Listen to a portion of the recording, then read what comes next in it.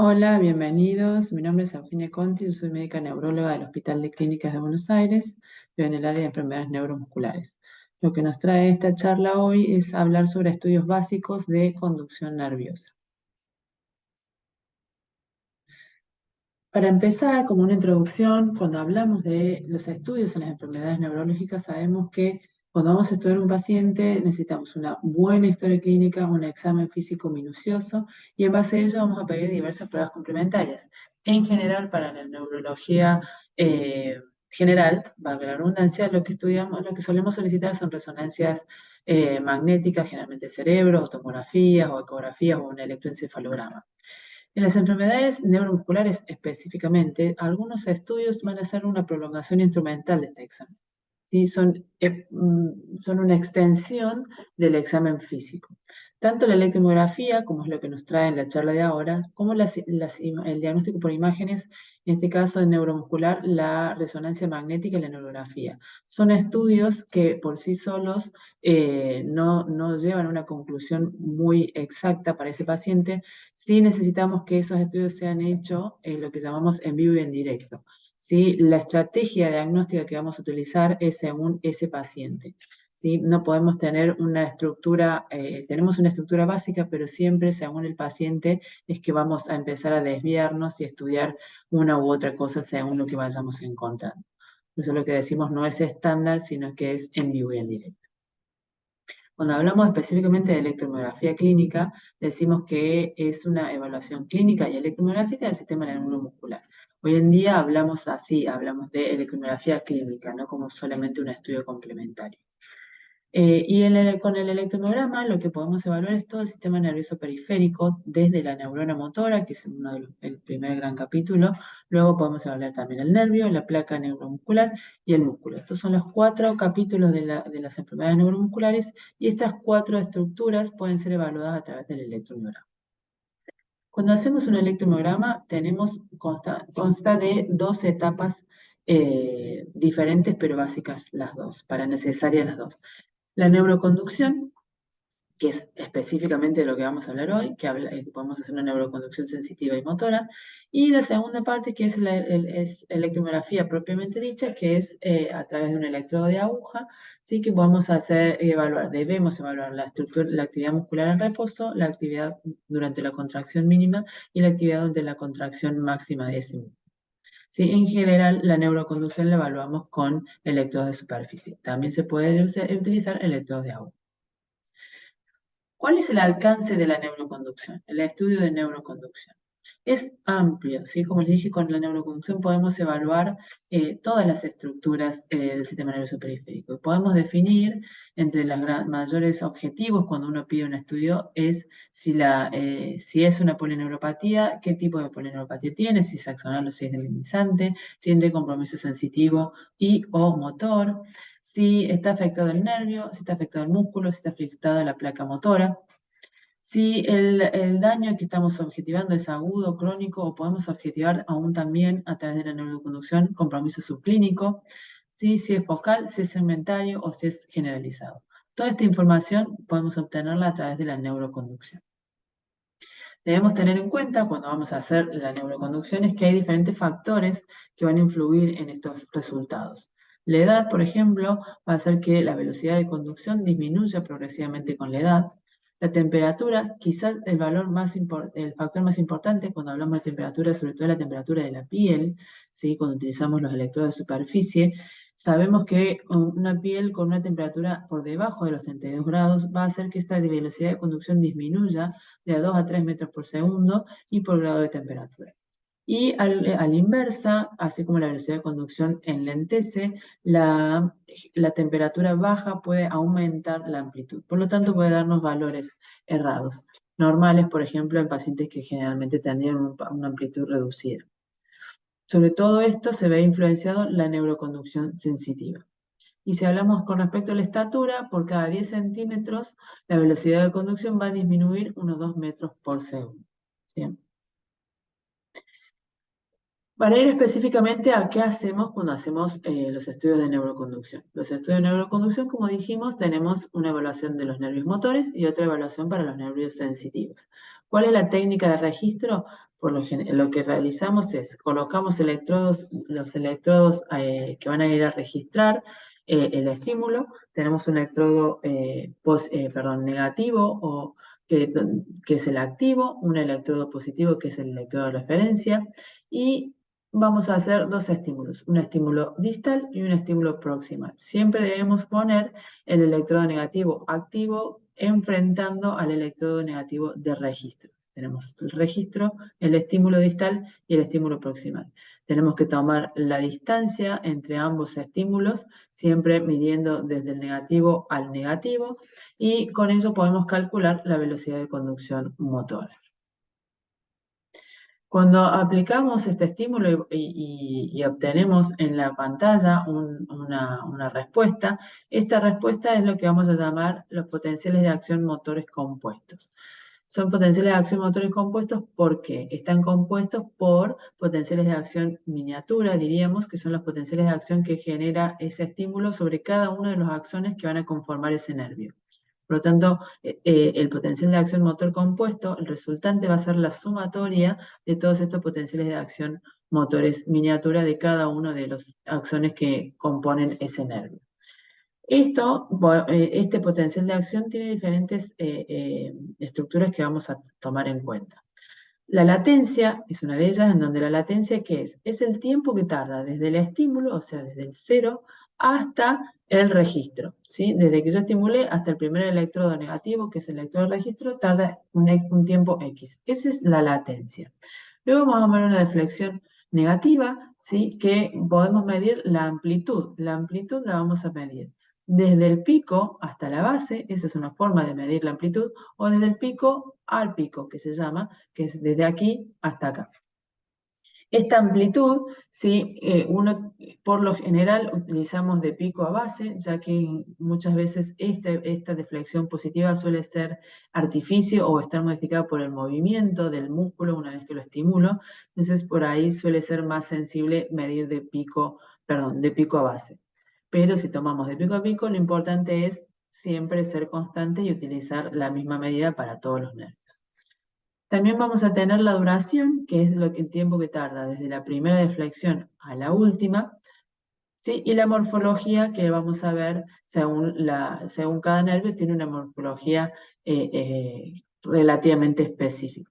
Entonces tenemos latencia, que vamos a tener latencia proximal y distal, con ello vamos a calcular la velocidad de conducción. Pues podemos obtener la amplitud y la duración y la morfología. Con todos estos datos, luego vamos a ver que tenemos parámetros normales, ¿sí? Y a través de esos parámetros normales, la desviación, ya sean en más o en menos, nos va a orientar hacia qué tipo de patología podría tener ese paciente. La neuroconducción motora tiene limitaciones, ¿sí? Tanto la motora como vamos a ver la sensitiva también, no va a valorar las fibras finas, solo evalúa fibras gruesas. ¿Sí? Fibras motoras, que son fibras gruesas, y las fibras sensitivas gruesas son solamente las propiocepción. ¿Sí? Las fibras finas no van a ser evaluadas a través de este método. Es complejo, otra de las limitantes, para poder diferenciar si el problema es axonal o es una axonopatía o una neuronopatía. Por ejemplo, en las ELAs, en la enfermedad motoneurona, generalmente hay una degeneración valeriana, lo que va a hacer que ese axón también esté degenerado. Entonces yo voy a ver lo que vemos, como lo que vemos en las neuropatías axonales, que es amplitud reducida, que vamos a hablar después. La neuronopatía o la enfermedad motoneurona también. O sea, que diferenciar a través de la neuroconducción si es el nervio o la motoneurona, eso es difícil y complejo de diferenciar, siempre va a ir acompañado de la clínica del paciente y de la sospecha. Por eso es que hablamos de que esto es una extensión del examen físico. Solo va a valorar los nervios que estén accesibles a la estimulación, los nervios más profundos no son evaluables. Si el paciente tiene un marcapasos, está contraindicado realizarlo. Es una técnica molesta y requiere la colaboración del paciente, sobre todo que el paciente se relaje para evitar los efectos de alterna o ruidos que aparecen en la señal si el paciente no está relajado. Y es operador dependiente porque también necesitamos una persona que sepa, idónea en el tema, para que cuando tenemos una respuesta, saber que la respuesta fue registrada en el lugar correcto y con la intensidad correcta para evitar falsos positivos o falsos negativos por una cuestión técnica. Si pasamos a la neuroconducción sensitiva, la técnica de registro, en este caso tenemos dos formas, sea antidrómica o ortodrómica. Esto va a depender de dónde coloquemos el estímulo y de dónde coloquemos el registro.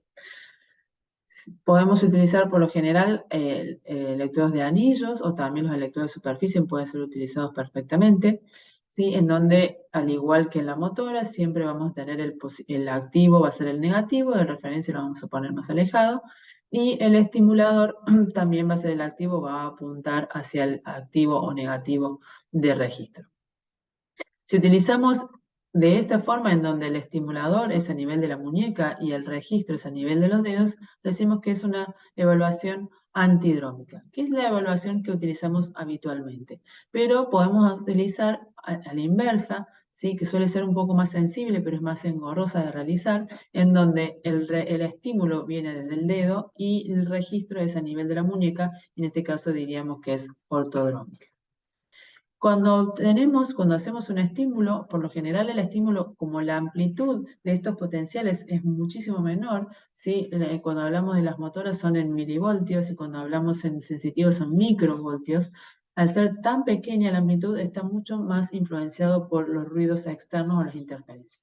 Por lo tanto, en general, la respuesta que vamos a medir va a ser una promediación de respuestas, no va a ser un único estímulo como es en las motoras.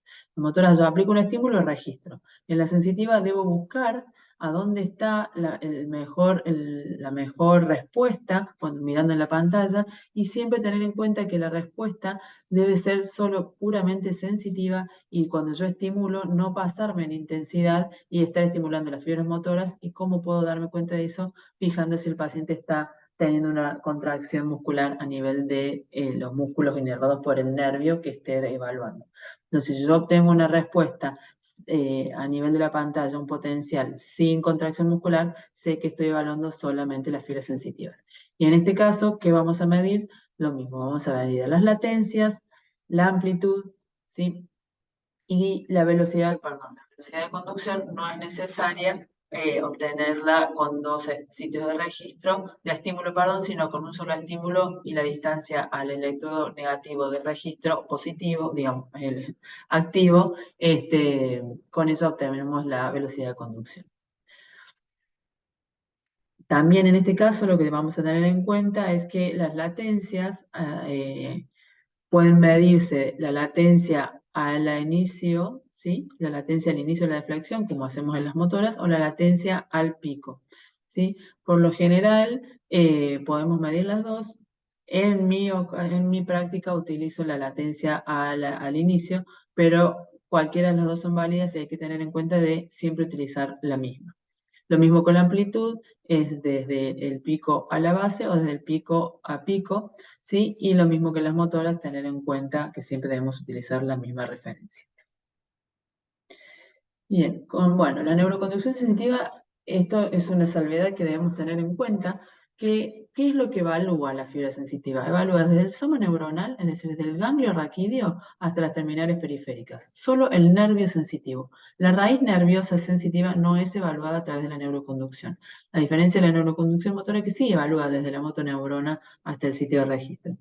¿Por qué es importante esto? Bueno, es una de las ventajas que tiene esta forma de registro, ya que va a detectar, podemos diferenciar en este caso si el compromiso es radicular o es del nervio sensitivo, ya que si es una radiculopatía sensitiva, la neuroconducción sensitiva va a ser normal. En cambio, si es una neuropatía sensitiva, por supuesto la neuroconducción sensitiva va a estar alterada. Otra de las ventajas de esta neuroconducción sensitiva es que podemos detectar justamente las neuropatías que tienen afectación exclusiva sensitiva. Sabemos que las polineuropatías por lo general comienzan con un compromiso sensitivo puro y luego afectan las motoras, por lo tanto podríamos hacer una detección precoz de la neuropatía. En cambio, si no hacemos la neuroconducción sensitiva, corremos el riesgo de tener un electromiograma normal, pero nos estamos perdiendo el compromiso sensitivo. Y bueno, como les decía, la diferencia entre lesiones preganglionares y postganglionares. ¿Cuáles son las limitaciones de la conducción sensitiva? Bueno, lo mismo, solo evalúa las fibras gruesas. Son muy influenciables por los parámetros físicos, técnicos y fisiológicos, como les decía, la temperatura corporal, si hay edemas, un tejido celular subcutáneo eh, prominente o una mala relajación del paciente. Todos estos parámetros afectan y pueden generar el retraso en el registro o no poder registrarlo debido a que hay interferencias en el medio. Y la ausencia de registro de las fibras sensitivas, deberíamos tener en cuenta estos factores y eventualmente al momento de informar deberíamos aclarar que podría ser, por ejemplo, el aumento de la edad a partir de los 60 años, la neuroconducción de los nervios surales, sobre todo puede ser inexcitable y no por esto tener una neuropatía. ¿Sí? Entonces, tener en cuenta este factor y por ahí aclarar que podría deberse a ello y no necesariamente que esté dañado ese nervio. ¿Cuáles son los nervios más comúnmente estudiados y cuáles son sus valores de referencia? ¿Qué es lo que usamos habitualmente? Estos son los valores de referencia que uso en el consultorio del Hospital de Clínicas. Cada uno de los laboratorios debería tener sus valores normales, debería hacer una normatización de sus valores, es decir, estudiar su centro, ya que el equipo tanto el equipo o el área donde está ubicado ese equipo, la tierra y demás, puede hacer que varíen y no necesariamente los valores normales para un centro pueden ser los mismos que para otro centro. Y esta variación, si uno lo trata de unificar, puede hacer que queden afuera y sean a hacer el estudio o menos sensible o menos específico. Entonces, nosotros utilizamos los nervios habitualmente evaluados como una estructura de base para luego ir, según lo que vayamos encontrando, agregando otros nervios, pero lo que habitualmente hacemos es, dentro de la neuroconducción motora, nervio mediano, cubital para miembros superiores y nervio peroneo o tibial posterior para miembros inferiores. Y dentro de la neuroconducción sensitiva hacemos nervio mediano, cubital y radial para miembros superiores y nervio sural para inferiores. También hay otros nervios que pueden evaluarse, por ejemplo, el nervio plural, o el nervio radial, motor, pero esto los dejamos eventualmente para ciertas situaciones especiales. Y acá les dejo los valores normales. En general, una latencia distal para el mediano de 4 hasta 4 es considerada normal. El cubital es un poquito menos, 3,5. El peroneo y el tibial posterior una latencia de 4, con amplitudes de 5 para miembros superiores, el peroneo mayor a 2 y el tibial posterior mayor a 4. La neuroconducción en miembros superiores más de 50 a nivel motor y más de 40 para los miembros inferiores. Y la neuroconducción sensitiva en nuestro centro la consideramos normal mayor a 40. Sabemos que en otros centros también los miembros superiores lo consideran mayor a 50, pero eso depende de cada centro y la estandarización que tengan. Entonces, una vez que tenemos, ya sabemos, bueno, cómo realizamos la técnica de registro, qué vamos a evaluar en cada una de ellas y cuáles son los valores normales, en base a eso vamos a poder definir eventualmente, según la dispersión de según la variación con respecto a los valores normales, si estamos frente a un patrón desmelinizante o un patrón axonal. Un patrón desmelinizante, ¿qué vamos a obtener? ¿Sí? Lo que evalúa, dijimos que la latencia es el tiempo que tarda desde el estímulo al registro.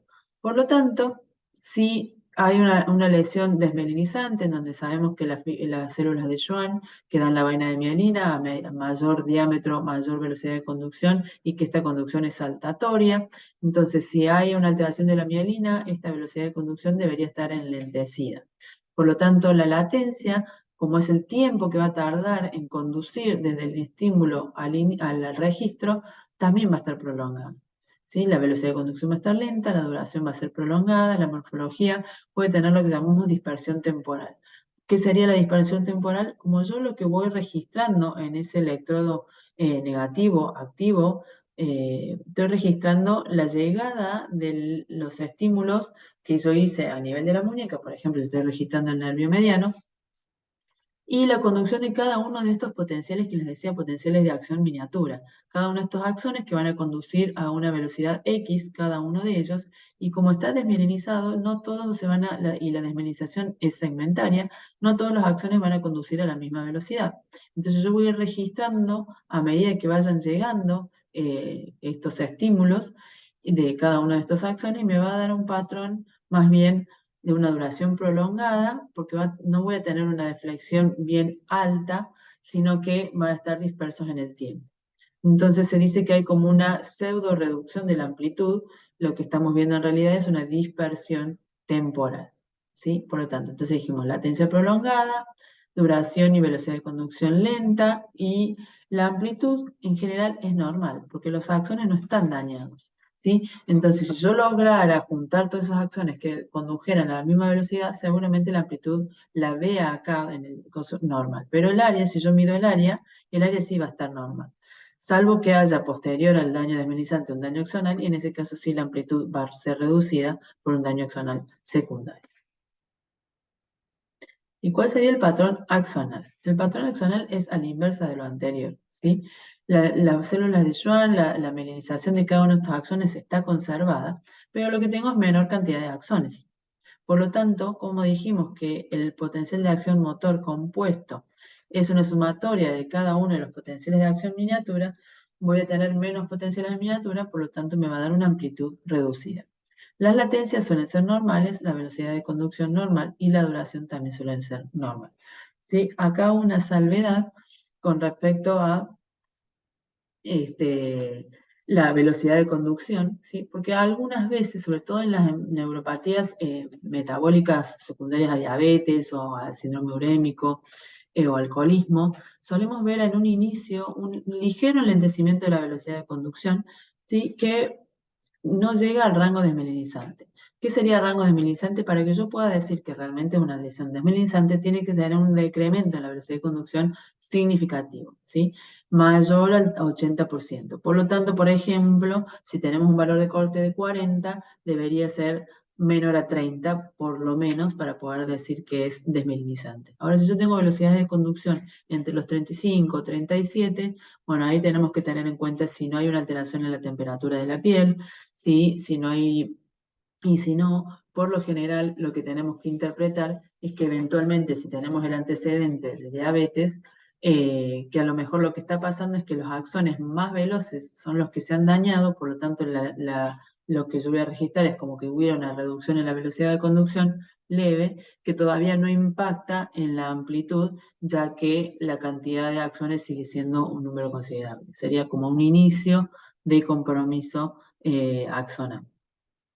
Y acá les traigo como un resumen de lo que vamos a obtener en la neurografía motora y sensitiva con respecto a los diferentes parámetros si tengo, sea, una degeneración axonal o una degeneración segmentaria, que como verán son opuestos. Bien, saliendo de la neuroconducción motora y sensitiva, que esto va a evaluar los nervios propiamente dichos y podemos indirectamente evaluar las raíces y la neurona motora, ¿cómo puedo evaluar la placa? Con la neuroconducción también puedo evaluar la placa o la unión neuromuscular, ¿sí?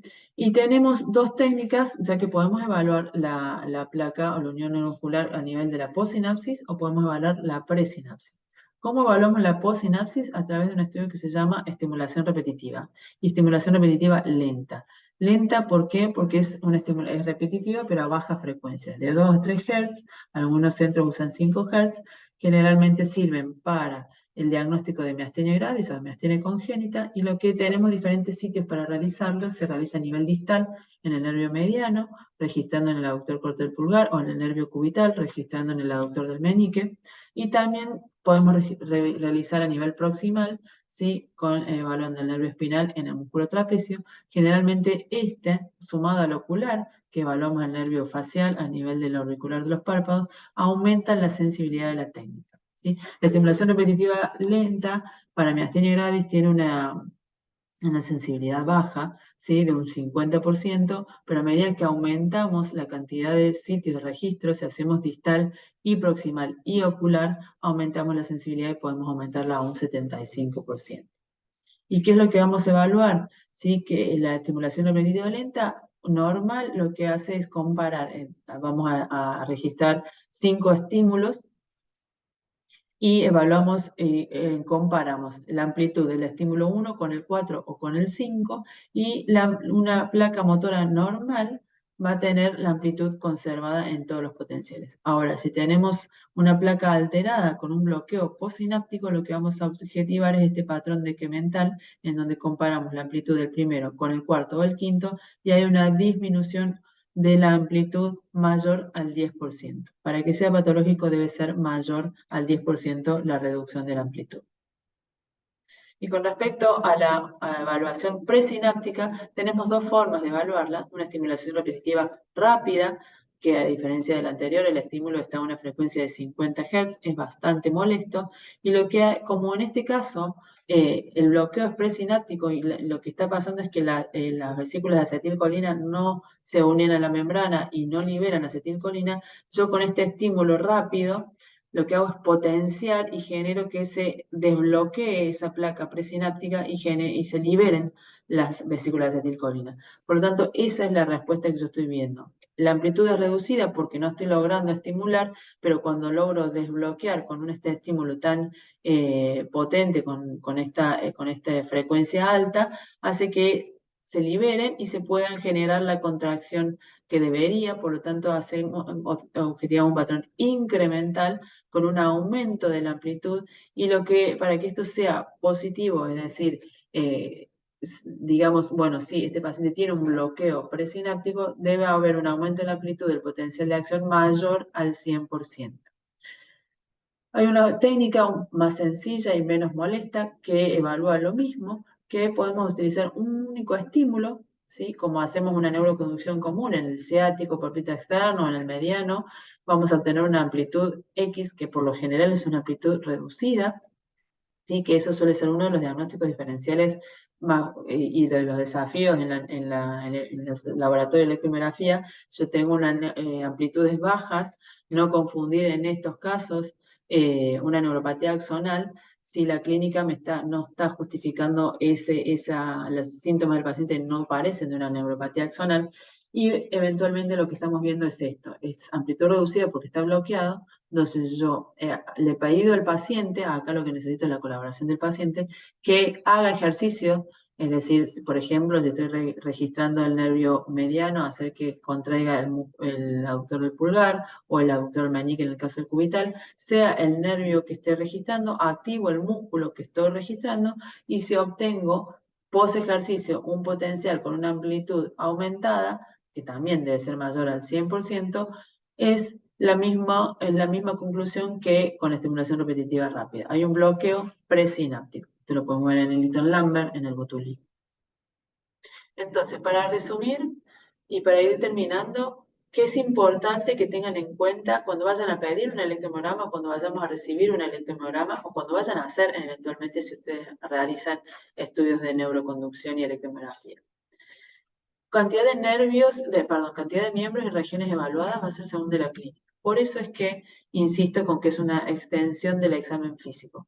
Porque si yo estoy evaluando la polineuropatía, es importante que pidamos de 4 miembros. Si estoy hablando de un probable túnel carpiano, en ese caso no va a ser necesario y solamente vamos a pedir de miembros superiores. Si estoy frente a una probable enfermedad de motoneurona y tiene síntomas en los miembros superiores, es importante pedir de 4 miembros porque justamente sabemos que podemos registrar, evaluar y que aparezcan signos subclínicos que se nos escapan a la clínica. Entonces, tener en cuenta, según el paciente, de cuántos miembros y regiones vamos a evaluar. Lo mismo, tener en cuenta que la conducción sensitiva y motora son importantes ambas y a su vez son importantes que sean bilaterales. ¿Por qué? Para comparar un lado con el otro. Porque eventualmente puede que yo, si tengo síntomas solo en el brazo derecho, le pido y le hago solo neuroconducción del lado derecho y me dé una amplitud sensitiva dentro de los valores normal para ese laboratorio, que es mayor a 10, y si yo le hago del otro lado y me da una neuroconducción sensitiva de amplitud mayor a 30, en este caso, si bien las dos son normales, yo tengo que interpretar que la de 10 está alterada porque es menos de la mitad que la contralateral. O sea que siempre es importante los valores relativos al miembro contralateral. Por eso es que siempre hay que hacerla de forma bilateral. También evaluar 2 o más nervios de cada miembro, porque justamente las polineuropatías, por definición, es compromiso de 2 o más nervios. Hacemos un solo nervio, seguramente nos vamos a quedar corto para la conclusión que podamos sacar en base a ese paciente. Y en el caso de evaluar la placa neuromuscular, saber qué tipo de estímulo vamos a pedir, si es para evaluar la presinapsis o la posinapsis, vamos a evaluar estimulación repetitiva lenta o rápida, y también tener en cuenta el test de facilitación, si lo que queremos es evaluar la presinapsis, y siempre entonces hacer esto a conciencia. Muchas gracias.